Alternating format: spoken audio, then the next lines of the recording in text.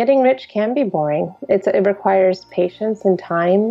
But on the other hand, I like to think of it as a game. This is a whole big game of looking at, okay, what kind of amazing thing can I create that's going to really impact a lot of people? Because revenue is directly tied to impact. And so when you think of it from that perspective and you have a specific goal you want to be hitting, then in my opinion, I think it still remains fun. This is the Ideas Lab podcast, where you can learn from great creative and entrepreneurial minds how to turn your ideas into original businesses, books, and brands. Because in a crowded world, it pays to stand out. This is your host, John Williams, best-selling author and founder of the Ideas Lab London. Let's talk about money. Once you start working for yourself or launch your own business, money gets a lot more complicated. You need to keep track of what you're earning, what you're spending from the business, what you're spending personally, and of course, save money for taxes, because there are many entrepreneurs who found themselves in a tricky place once their tax bill arrives. Amber Duggar helps entrepreneurs manage their money, build their profit, and spend it on the things that really matter to them. Amber has also worked closely with Micheal Michalowicz, the author of the hit book, Profit First. So if you currently find finance to be a rather dry and boring subject, we're going to prove to you that finance is actually really exciting and tell you how to make sense of it all in as little time as possible.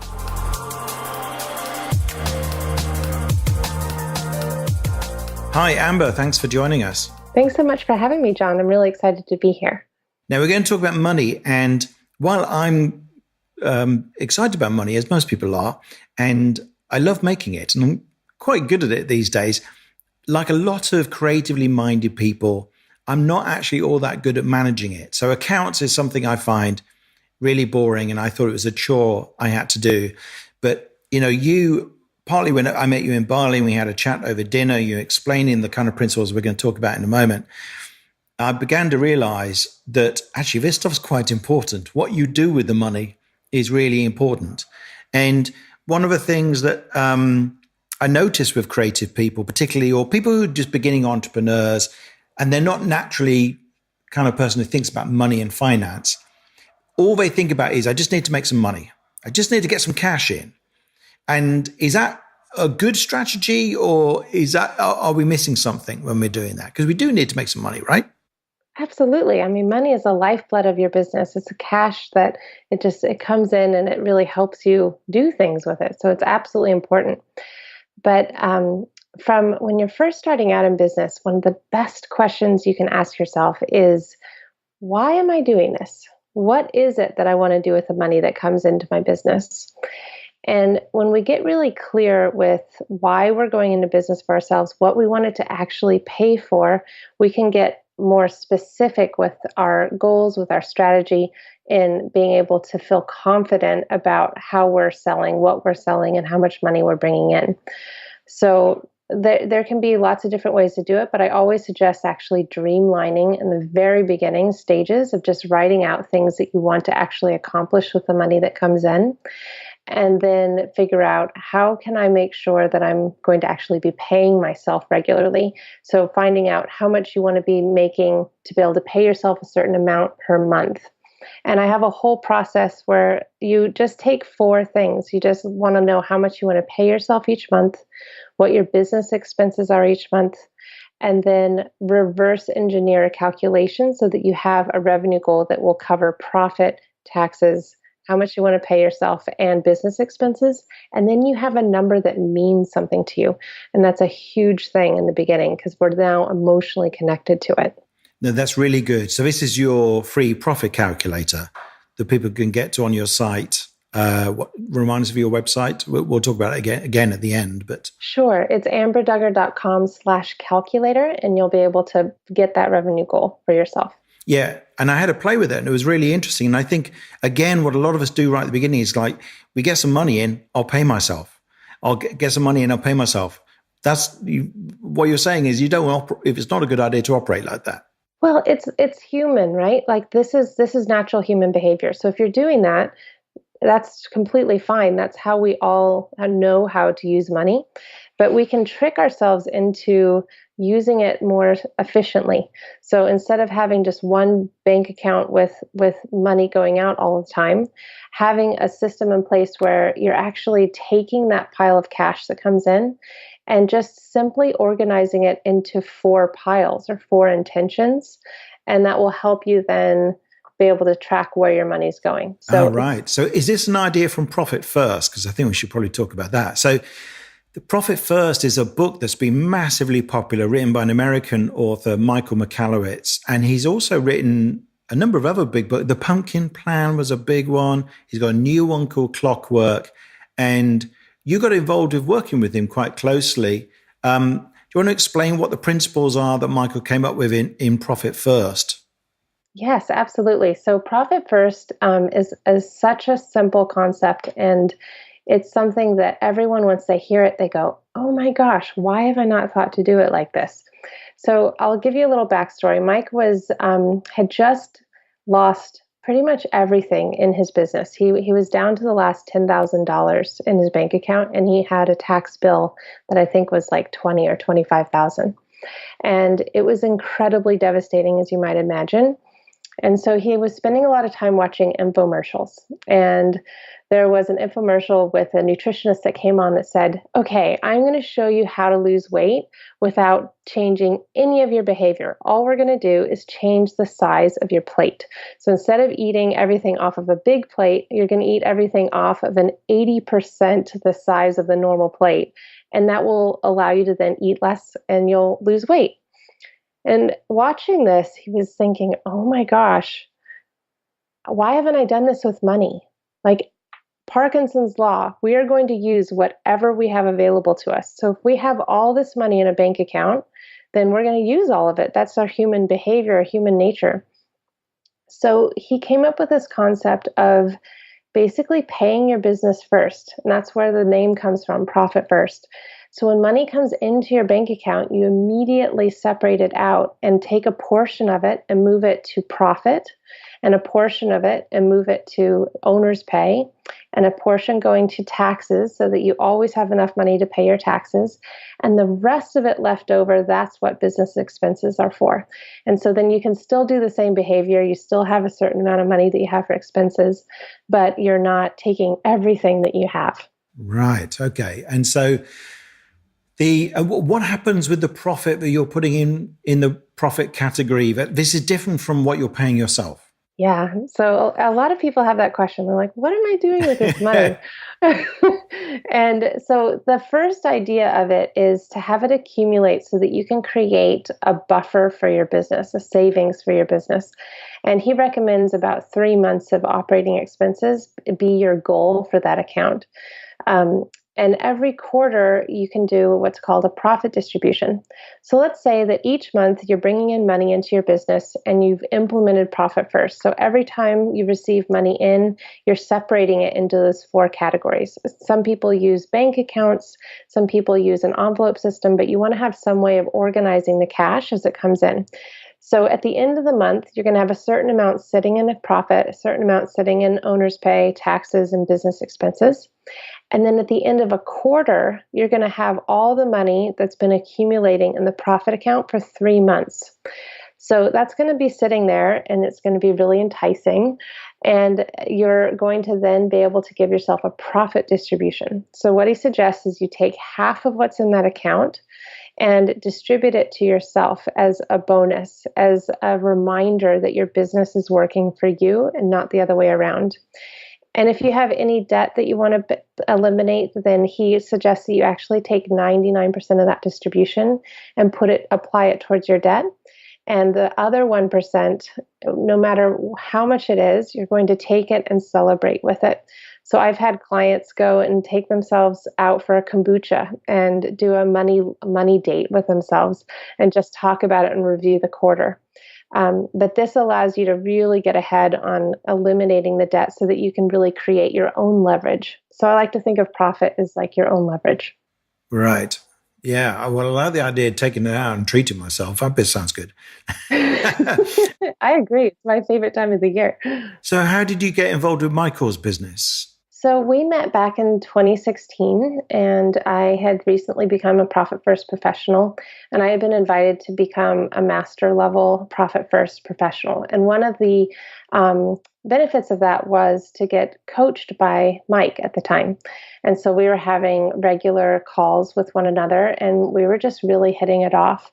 And he eventually said, I really want to be coached by you. And so we started working together a little bit more extensively, and it just grew from there. We have a lot of similar values, but very different ways of applying things. And so we were able to work on, wealth consciousness and really looking into the money or the mindset of money, because money is 99% emotional and behavioral. So when people say they're not good with money, it's more that there's a relationship with money that typically there's something that needs to be explored there. Right. Okay.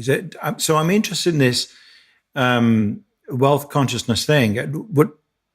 What does that mean? I mean, is there a way that we can spot that perhaps our wealth consciousness is a little bit out of whack? Well, so a lot of times when someone is resistant to looking at their numbers or resistant to using a cash flow management system, it has a lot to do with some deep underlying beliefs around money, or also perhaps some fear of actually seeing what they're going to see. And so most of any sort of like resistance comes from fear, and we mostly have fear because we don't understand it. And my mission is to really show entrepreneurs how simple money really is. We just have an industry that is absolutely bent on making sure that we're confused, because a confused consumer will just take the easy, like, okay, yes, we'll take the funding, or we're just going to do this a certain way and not look at it. But it creates so much stress and anxiety, and we don't actually have an outlet to talk about it, because most people that do have these feelings are not feeling comfortable sharing it. And so that can also cause some additional, just contaminated time thinking about it, because we all know that time is more valuable than money, right? So when we have time being spent on things that there's a simple solution for, it's really taking away from your own fulfillment and from the impact that you're making with your clients. So I don't know if that really answers the question, but basically, if you're just feeling like there's just any sort of resistance to looking at money, that can be a good sign. Yeah. And you work with people on this. You run a program around finance and wealth consciousness, is it? Yeah, I do. It's called Profit for Keeps. And it's for entrepreneurs both starting out and for those that are making good money. They just don't see evidence of that in their bank account, or they're feeling stress about money. And so what I found is the most efficient way to really feel abundant and feel calm and clear about money is a combination of two things. It is a practical tools that absolutely matters, but it's also a combination of wealth consciousness. And those two things, one or the other, will get you there, but not very quickly. Together, it accelerates it to a point that I haven't seen before. So it's creating space for the money to come in. It's creating an intention for the money that does come in. It's looking at the purpose that you want to assign the money as it comes in. And also feeling the way that you want to feel with the goal that you have in mind now. All of those things paired with an organizational system that you understand and that you can say, I've got this. This is not that hard. I know what to do with this money. This has nothing to do with accounting. It has nothing to do with taxes or bookkeeping. That's so confusing, and even accountants get confused about it. But we all know that if we receive 100, bills, that we have 100 bills in front of us. And if we take 40 away, we have 60 left. We all can do that. Right? So it's looking at a different aspect of money and knowing that you absolutely can do it. Yeah. No, that sounds good. Sounds like something a lot of my clients could benefit from. So is it true that I imagine a lot of people don't get bookkeepers, do they? But a lot of people try and do their own bookkeeping. But if they then go and get a bookkeeper or an accountant, they imagine but now that's sorted. So they don't need to worry about those kind of things. They don't. That's what the accountant is for, or that's what the bookkeeper is for. But I think you're not really a fan of that way of thinking, are you? Not really, no. And why is that? Well, and it's totally normal to think that. I mean, honestly, that there's a reason why we have a big crisis right now with cash flow management. So if you look at it, there's a quote that I think it's 87% of small businesses fail due to cash flow issues. But what's really interesting, and this was something I noticed in corporate, we have a CEO, a chief executive officer, right, that does the strategy and the vision. We have a chief operating officer that does all the operations. We have a chief financial officer, which you would think would cover this area. But in my experience working in different multi-million dollar corporations, most CFOs are glorified accountants. They're glorified controllers. And it's because they don't have a really great system to handle that. And that's what they also know. So they're helping the controller more than anything else. And for those that aren't familiar with the different types of like controller versus CFO, it's all just accounting stuff. It's like making sure that they can report to the IRS or to the tax council. So one thing that we don't have is a cash flow officer. Mm. And notice it's the number one reason that businesses fail, and we don't have a cash flow officer. Like that just doesn't make sense to me. So that's like, a business can be making money and have lots of sales coming in, but if they, for instance, get paid later and they have to pay stuff out now, then it just breaks the entire business. Is that the kind of problem that you're talking about? Yes, the timing of cash flow is what most controllers and CFOs are focusing their time on, because they have these bills that they need to pay, but they don't have the money yet. And so then they may open a line of credit so that they have additional money. And so it starts to get complicated. But just imagine for a moment a company that's running where they know how much they need for a month. So they know how much they need for all of their business expenses, for, whatever, for paying themselves, etc. And imagine having in the bank 2 to 3 times that amount in the bank. So that way, when money is coming in, the timing doesn't matter anymore, because they have everything covered for the next 90 days from a cash perspective. And so now they're really looking in a strategic view of, okay, I know I need to make this amount of money this month. It's not actually going to be used until 4 months from now, but I still know that this is what I need to do. It just gives you more time to make decisions. And so the cash flow officer would be able to help with that. That's an interesting idea. Yeah, I like that. And so do you have particular software recommendations, or are you agnostic about those things? Often when people start their business, they, well, in the old days, people didn't buy an app to do something. But now there are lots of online services and apps that are designed to help people right at the beginning, starting a business, to track their finances. Do you have any? I use Xero, for instance, and my accountant will issue my VAT returns from Xero and everything else. He's wired up everything now. It's like his giant brain where everything is going into it, the shopping cart and the payment processor and PayPal and Stripe and whatever else. So, but is the one that you recommend? Are you a fan of Xero, or is there something else? Yeah, so Xero is great. It's a bookkeeping software. So again, in my opinion, a bookkeeping software is whatever your bookkeeper feels most comfortable using. So Xero is great for businesses in the UK, Australia, New Zealand. I do have it as a US-based business, but my bookkeeper is not very happy that I have it. It wasn't built for a US business structure, so some US businesses seem to have trouble, but it's just a different way of looking at it. In my opinion, I think Xero is an amazing software, and I like their reporting capabilities.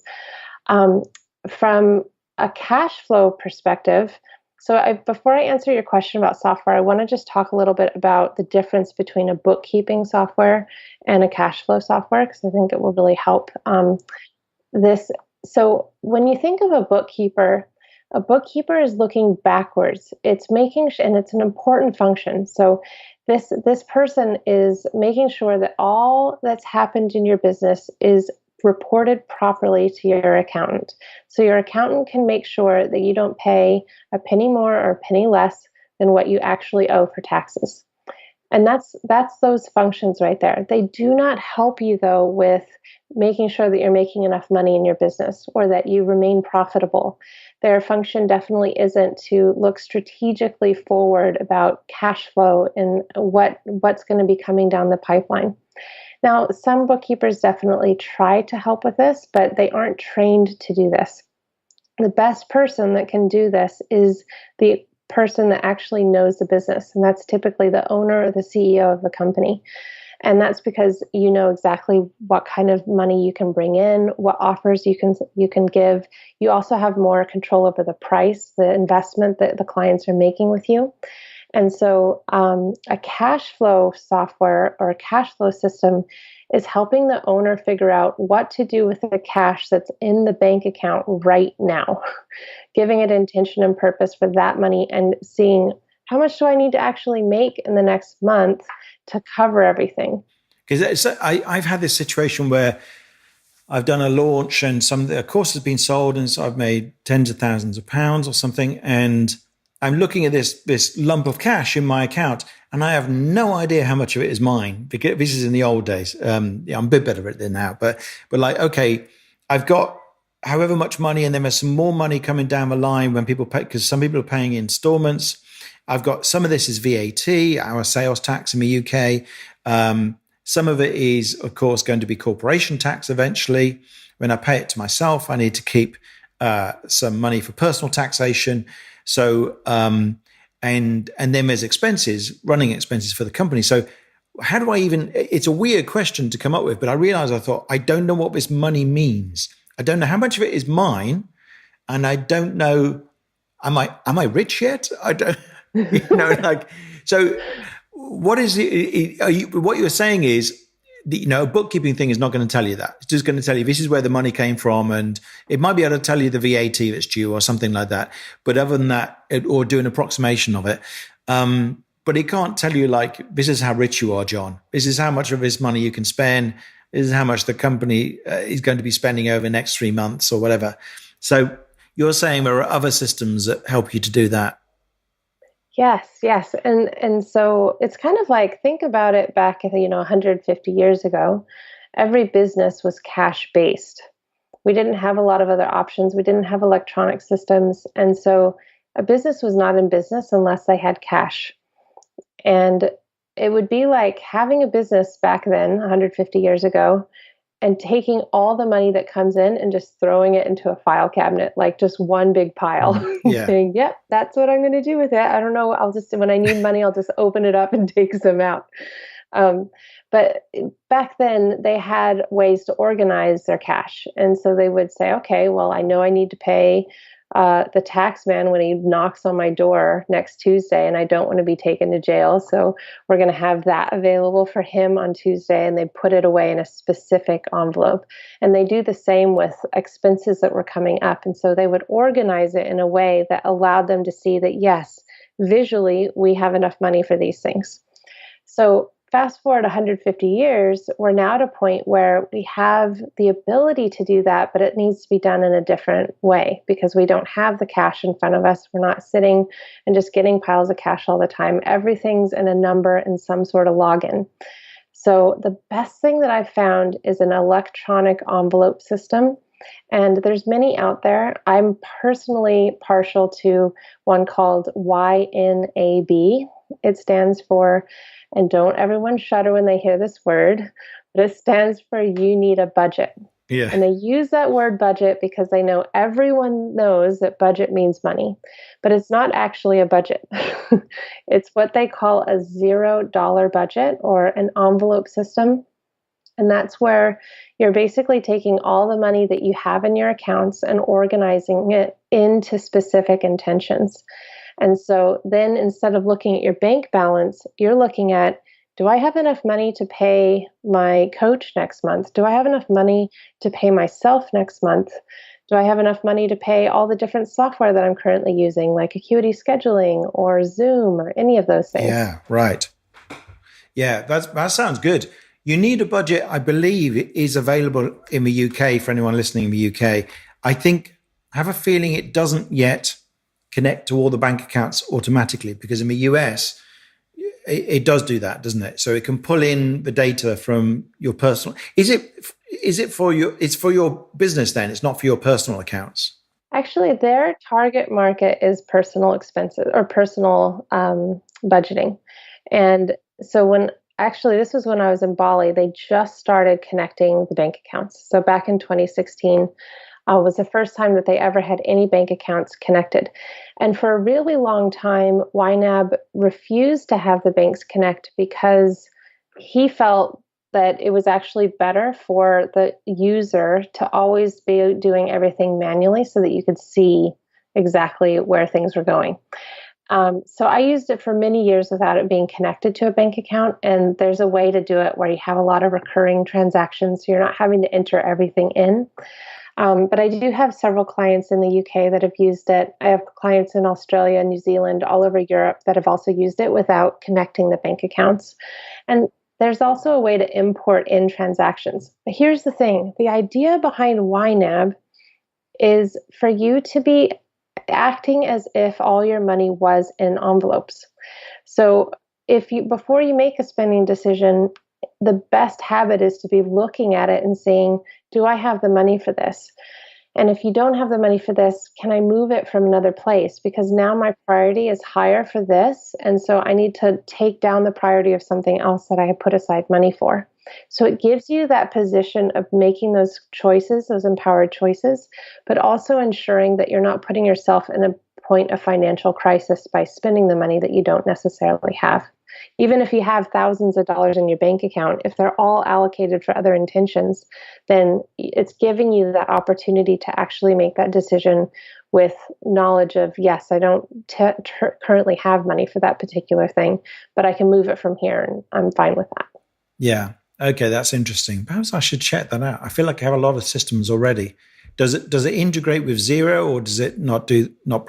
It's just about connecting to banks and or maybe putting the data in. Okay, but that might be a good thing. I've got a friend who helps me with that kind of financial planning for the business, so I might be able to enlist his help to do it. So that's interesting. It is an interesting subject. I know I always found this too dry to deal with in the past, but I'm learning that as a coach over here, Dan Bradbury told me when I was I went and did a finance workshop with him. He said when we were having a beer in the evening, he said getting rich is boring. So what it requires is you to do things regularly and repeatedly, which are not that exciting. So the core work might be exciting, and also getting the money. He's had Ferraris and things like that, and he's had everything money can give you. But the actual process of getting rich actually requires a strange, dull consistency about what you do. So you have to do good work, and all the stuff I help people with about standing out really, really matters. But you also need to turn up and track your finances, and you need to deliver the things that you've sold, and you need to make sure you update your blog every week if that's what you plan to do, that's what you said you were going to do. So it's those kind of regular things that make a difference. And finance is one of the most important, isn't it? So it might mean manually loading data into your cash flow system or something like that, I guess. It kind of goes back to what you focus on grows. And I can say that those that have implemented this system have definitely seen the benefit of that. And their stress levels have gone way down because they're spending 5 minutes a day looking at it and seeing what transactions have happened and what money they have available to them. So I agree. Getting rich can be boring. It requires patience and time. But on the other hand, I like to think of it as a game. This is a whole big game of looking at, okay, what kind of amazing thing can I create that's going to really impact a lot of people? Because revenue is directly tied to impact. And so when you think of it from that perspective and you have a specific goal you want to be hitting, then in my opinion, I think it still remains fun because you're hitting the revenue goal and you're seeing all these amazing people get results. And at the same time, you're seeing that start to grow as you use your system. And I think also what I'm realizing is it takes a shift of focus, which is, the beginning you just go like, can I sell 10 places on this thing? Can I sell 100 of these widgets or whatever it is? And because that's a test that shows that people are going to buy, it shows that you can make money.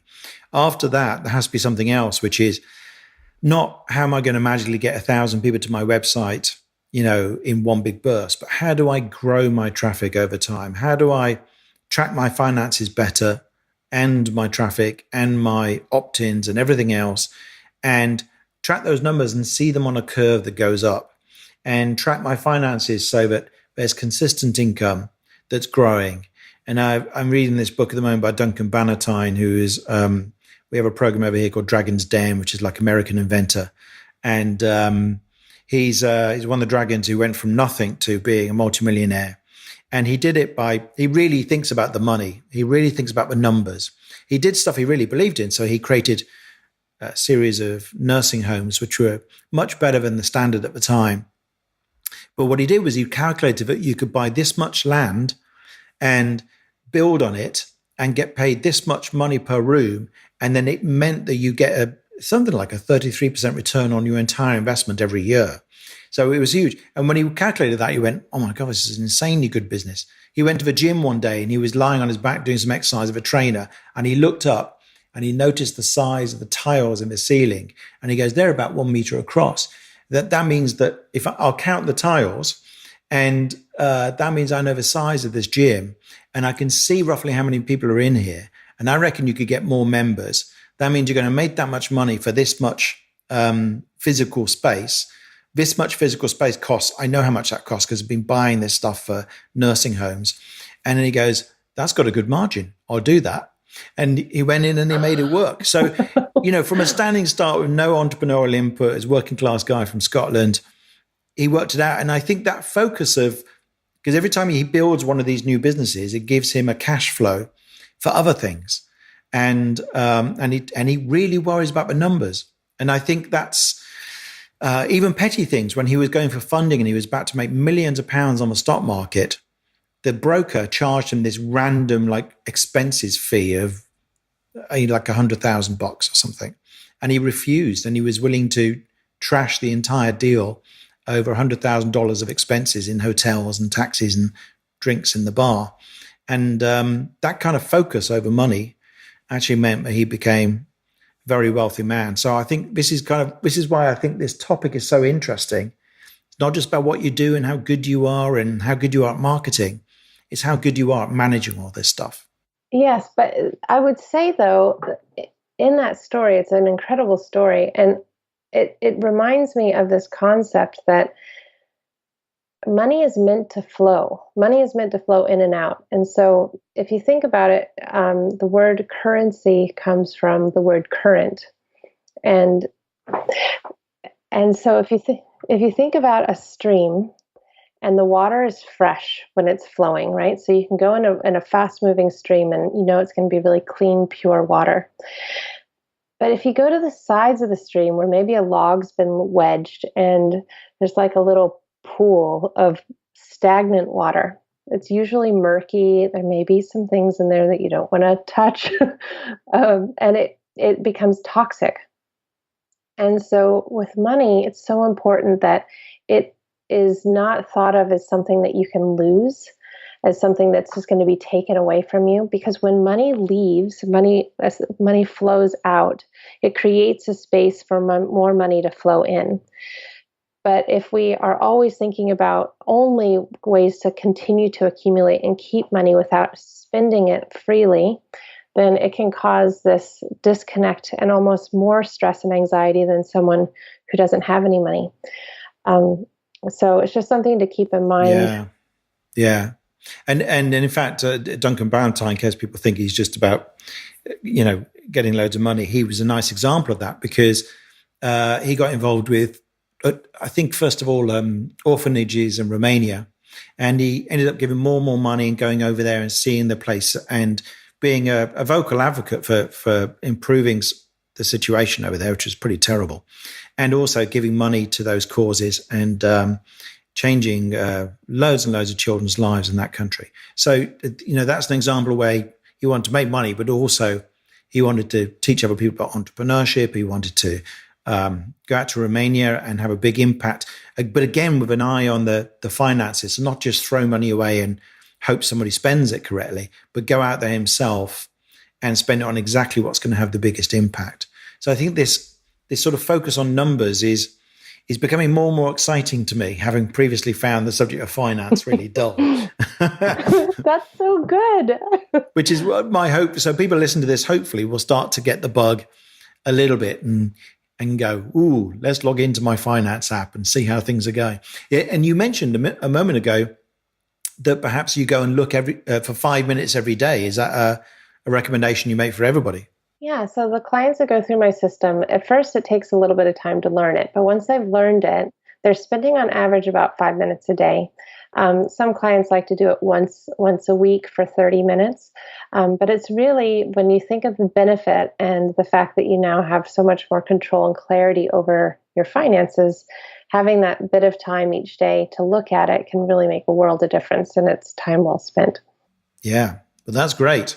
So if people want to find out more about what you do and start to get their head around this kind of these kind of ideas, where should they go? To amberdugger.com? Yeah, that would be a great place to start. I would recommend downloading the calculator at amberdugger.com/calculator. This is where you can put in how much you want to pay yourself, how much your business expenses are, your tax percentage and your profit percentage, and come up with a revenue goal that means something to you. And we regularly do challenges inside my Facebook group, so feel free to also request access to Sweet Life Purposeful Money. And in there, we take that revenue goal a little bit further and really get some action on, making sure that all the expenses we have are intentional and what you actually do with that revenue goal. That's a good idea. So Sweet Life Purposeful Money is the Facebook group. I've just joined it, so I'm in there and people can come and say hello if you come and join. And well, thank you, Amber. Thank you very much. And as I say, an interesting topic for me and probably for lots of people who find finance typically very dull. Hopefully we made it a bit more exciting for them. Well, thank you so much for having me. I really appreciate it. Thanks for listening to this episode of the Ideas Lab podcast. Please do subscribe, and if you've enjoyed this episode, it would be great if you could leave us a review. You can get links and details of everything mentioned in the podcast in the show notes, along with photos and video clips from many of our episodes. Just go to theideaslab.org/podcast.